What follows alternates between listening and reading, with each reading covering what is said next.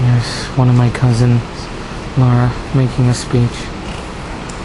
Y'all, I just typed it out because I don't know if I'll be able to go through it. So I'm just going to read it because I think it'll be a lot easier for me.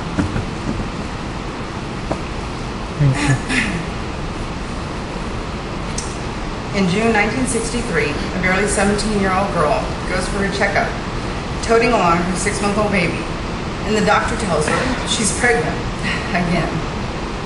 Fast forward 6 months to December, and it's a cold, snowy day in El Paso, Texas. This same 17-year-old helps her husband carry an army truck down 3 flights of stairs. That night, my mom goes into labor 3 months early, and my brother Louie is born. They say he was as hairy as a monkey. He barely weighed 3 pounds and was so tiny he could fit into a cigar box. Obviously, being born that early affected his hearing and his sight and made his ability to learn and remember things challenging. What it did not affect was his spirit or his heart.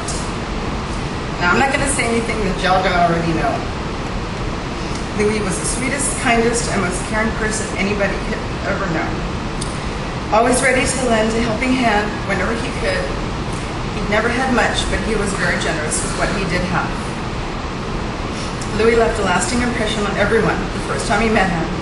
Even people who only had the opportunity to meet him even just one time would forever ask me about my brother and would always end up saying, "Oh, he's so sweet, he's such a nice guy."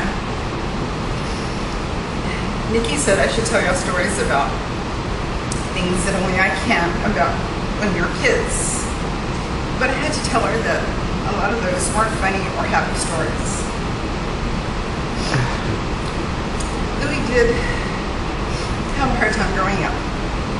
Luckily, he had a mean big brother and a mean little sister who protected him and took care of him and defended him. But don't get the wrong idea, he wasn't a wimp. He always knew how to take care of himself. One time in the 4th grade, we were in the same grade at that time. Some kids came running up to me after one of the classes in recess. They were like, "Hey, did you hear about your brother? He got into a fight. He went to the office." "Your brother? Louie?" "Maybe Ralph, but not Louie." They were like, "Yeah, he got into a fight. There was this real big kid called Louis Garvey. He always picked on him. Louie just had it that day. Turned around and he just clobbered him with one punch, knocked him cold out." But even the coaches said it wasn't his fault. He didn't get in trouble because the little boy just picked on him too much. Well, he learned to defend himself, and he eventually was able to take up for himself when he became a teenager, but especially as a man. Louie was extremely emotional. Y'all knew that. Meaning when he was happy, he was really, really happy. But when he was mad, oh, he needed to watch out. As you know, he never had kids. He always called my kids his kids. He never said, "How are your kids?" He always just said, "How are my babies?" Even up to 2 months ago, he was still always just asking, "How are my babies?" Louie loved all kids, though. All kids he loved. He even considered himself, of course, a kid. He prided himself in his Peter Pan mentality. Louie loved life, he loved kids, he loved people, he loved food. Boy, that guy could eat. My dad always said it went straight to his feet. He had size 12 shoes. He was only 5'10".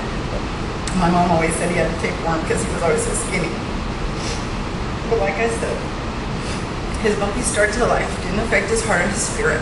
Most of all, he loved to laugh. He loved laughter. He liked to make people laugh, and he loved to be made laugh.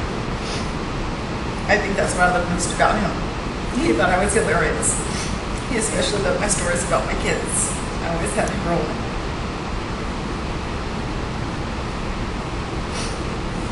And regardless of the cards stacked against him, sure, sometimes he got down, just like we all do.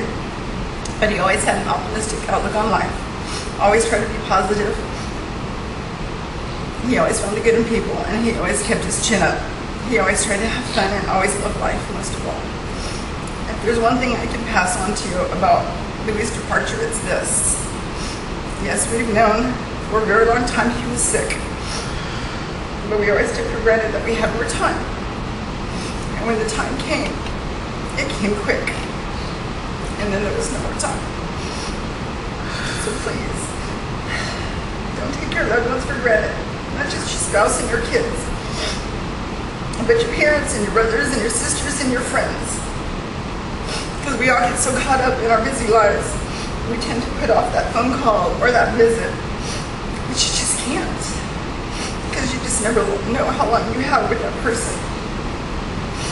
I know I'm going to see Louie again one day. I still see him in my dreams. I just wish I had one more day with him to tell him how much I love him and appreciate him. So just don't forget to tell your loved ones today how much you love them and appreciate them.